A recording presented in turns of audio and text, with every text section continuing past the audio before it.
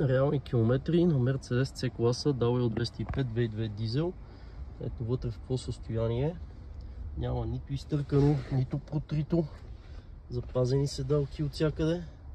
Копчетата също са запазени с оригиналния волан, не е тапициран, няма никъде протрито по него.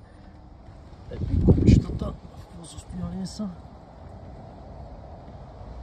Ето, абсолютно запазен автомобил. Като го погледнеш на първо четене, ще си кажеш, да, колата е на реални километри, може би.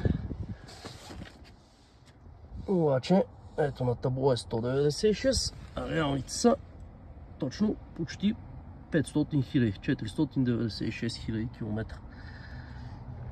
2015 година C класа W205.